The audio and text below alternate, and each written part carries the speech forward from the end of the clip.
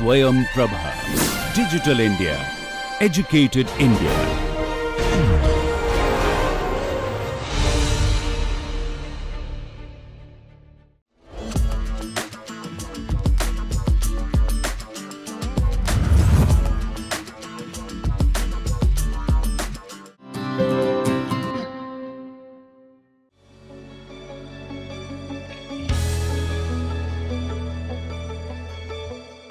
You have a whole bunch of ideas, right? How do you actually pick and choose which is the correct one? You know, let's say you come out with 25 ideas and you can't develop all the 25 ideas, right? They're all ideas to a certain level of, finish that you have. Okay. So maybe you need to prioritize, few of them to take forward, right? So what is the method that you can use to actually evaluate these ideas and then come out with maybe 2-3 of them to take it further? Okay, so let's look at an evaluation technique, a very simple one, okay, through which you can prioritize your ideas, followed by what we call as a concept map. Okay, so the final ideas that you have, can you actually visualize it in form of a mapping, so that the main idea, when you look at the map itself with some visuals, you'll actually understand what the concept is. Okay, so that's what we're going to do it in Ideation Part 2. We have a very wonderful quote from Dr. Abdul Kalam. Okay, he says, learning gives creativity, creativity leads to thinking, thinking provides knowledge, and knowledge makes you great. Okay, what a wonderful quote.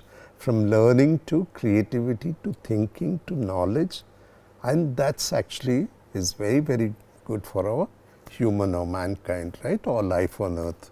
Okay, and he encapsulates this in a very nice quote. So let's look at the process, Ideation Part 2. So where does ideation fit? Okay, it fits into the third part of the design thinking and innovation process. Okay, we've done research, both primary and secondary, which we followed with analysis, okay, with which you came to redefine your problem statement after analysis. Now we are at the phase 3. We did ideation part 1, this is part 2, okay, which will be followed with prototyping, testing and implementing.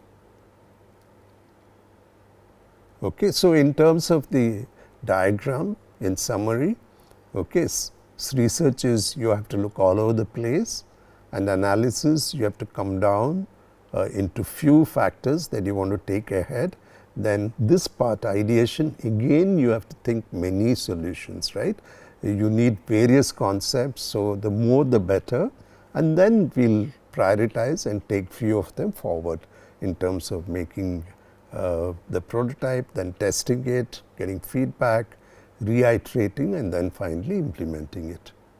Okay, so we are in the middle of the design process, again very, very important but also very exciting phase. Okay, so let's look at what is ideation part 2. Okay, so it actually is an extension of the part 1. Okay, and if you want to, you're not so happy with the solutions you got, you want some more ideas or concepts that are unique, new and innovative, you can use what's happening in part 2, okay, the techniques and the tools we've done. So we'll start with a creative method known as synectics, more of it later. In addition to synectics, we'll also look at very similar creative methods. Okay, one is analogical thinking. We'll also make use of metaphor or metaphorical thinking and inspiration from nature for design. Okay, so we'll go through each of them.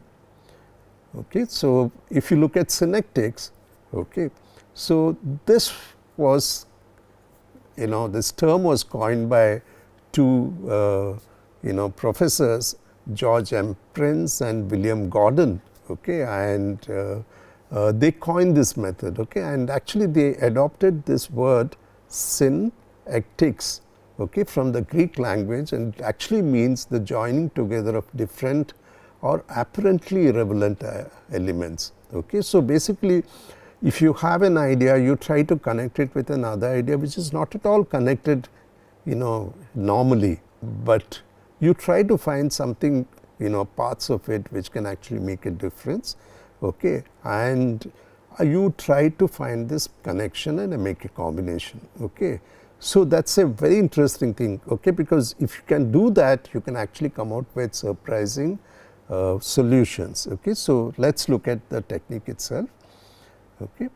So if you look at synectics, okay, it's quite useful in ideation by making a connection between ideas that are out of the box and not necessarily connected with each other, okay. So he says that you can also make use of analogies, okay, because analogies are, a combination. It is something like this. Let's try to see if that works, okay. Putting yourself in a new shoes, that's another way of doing it.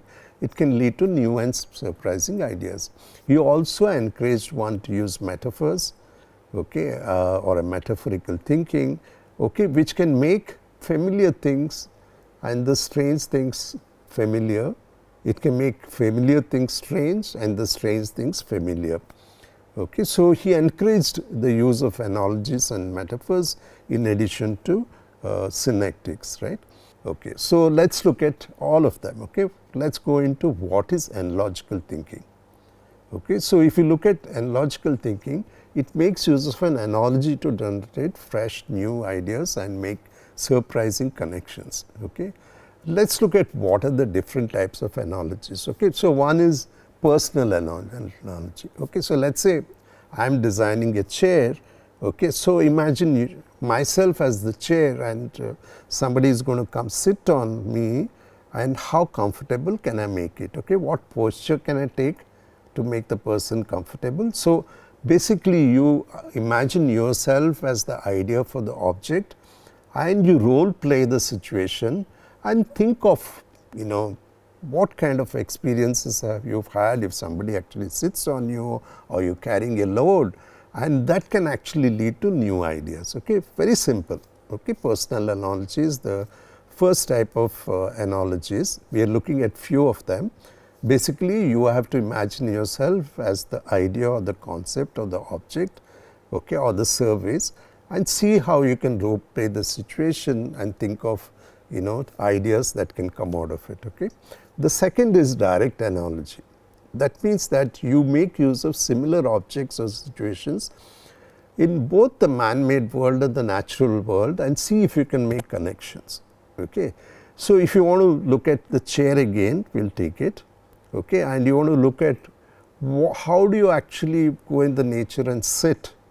Okay. If you want to sit, where do you sit? Okay. You will sit on a ledge, you will find a log to sit, okay, or you might find a branch to sit, okay, or you might find a rock on which you can sit.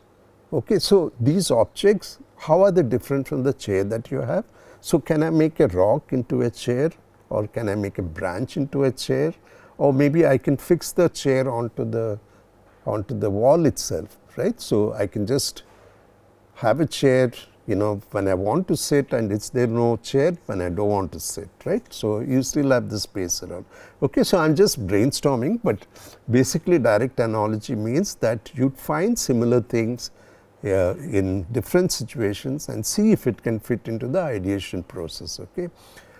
We also talk about fantasy analogy. Okay. That means that you are just using your imagination to make the familiar strange, okay, and the strange familiar. Okay. So, basically you are inverting the situations. Okay. So, again you can actually fantasize what a chair is, okay, how chairs can be, the shape of it. Okay. So, it is almost like thinking the impossible, but then try to make and apply it to the problems that you are trying to solve. Okay. So, analogical thinking is making use of an analogy in generating fresh and new ideas. Okay. And you can actually make very surprising connections. When we go to the tool section, we will have more details and we will show you many more examples than what I talked about. Okay. So, let us go into metaphorical thinking. Metaphorical thinking actually makes use of metaphors to generate fresh new ideas and again make surprising connections. What is a metaphor? Okay. So, I have got a dictionary definition of it. it's a figure of speech in which a word or a phrase denoting one kind of an object or action used in place of another to suggest a likeness or an analogy between them. Okay. So, if you look at metaphors, they are an extension of the analogy, okay, and you make use of it. Okay. My teacher has a heart of gold. Okay. And when you say that, it says a lot about the teacher. That means that she is giving, she is very supportive. You connote lots of values because of this metaphor, heart of gold. Okay. Or for example, let us look at a design metaphor, the desktop as a metaphor. When computing came into the desktop, okay, and people needed to make it simple to understand what is where. Okay. So, they used the metaphor of the desktop. Okay. So, it was a graphical version of it. So, the desktop had folders, it had a dustbin. The environment in which you work was simulated on top of a desktop. So, it made the familiar environment of the desktop onto the virtual environment of the computer screen. Okay. So, the working environment got actually mapped to the computer screen, and it made your life much more easy, right, because you are using a metaphor to do it. Okay. So, the desktop is another example of a metaphor. So, if you are generating ideas, think of metaphors. Okay. Metaphors in the beginning may not be connected to the problem that you are doing, but if you can actually make this connection, then it can actually suggest a very nice and an unusual solution. Okay. So, this is metaphorical thinking.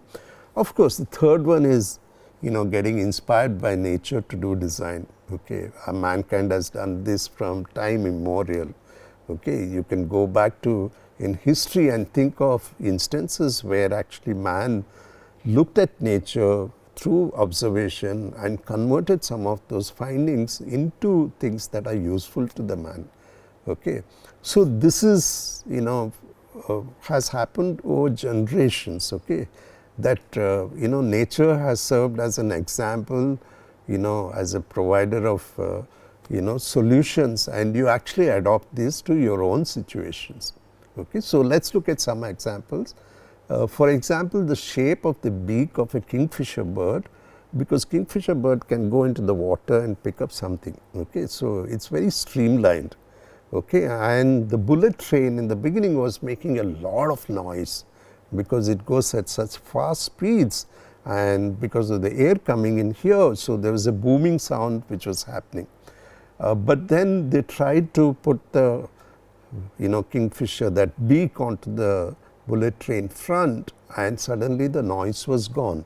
Okay. So, this is one instance of you actually looking at nature and seeing an instance which is kind of useful, and see if I can actually adopt it to my situation, and maybe that is the solution there.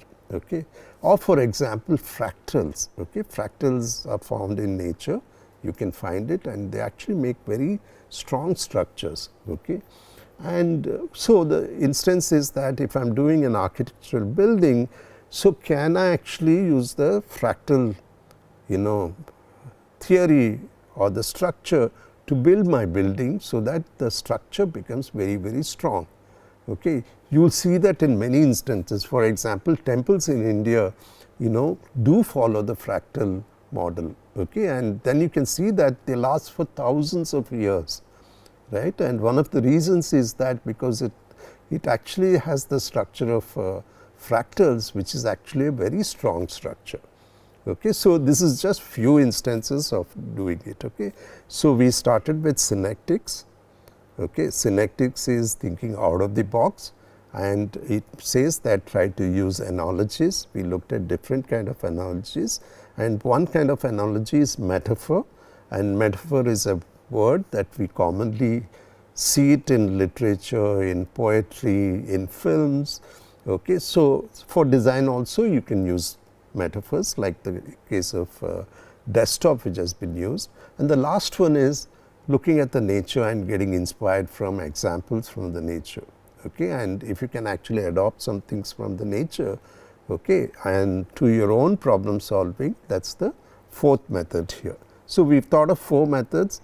Okay. We will have details in the tools section and show you more examples. Okay, and in your project you will need to try to use these techniques, okay, because they are all extremely simple techniques, very easy to use, and you can actually come out with really nice solutions. Okay. From this we will go to the next one. You now have a kitty of concepts, right, many concepts together. Now you want to prioritize it, and how do you evaluate it? Okay. So, we will again look at an extremely simple steps, way of doing it. Okay. So, it can be evaluated and prioritized, and the top ones you can take it forward. Okay. The way to do it would be to form a matrix. Okay. You have ideas on one axis. Okay. So, maybe idea 1, idea 2, idea 3, like that you have on one axis, and you have the characteristics that you want in the product in the next axis. Okay. So, for example, I have given some 4 kinds of properties that you can look at. For example, how wonderful the user experience is while using this particular product. Okay. So, you can give it some weightage. Okay. Does it actually have sustainability built into the product, because it is a big concern now. You can give some weightage for this.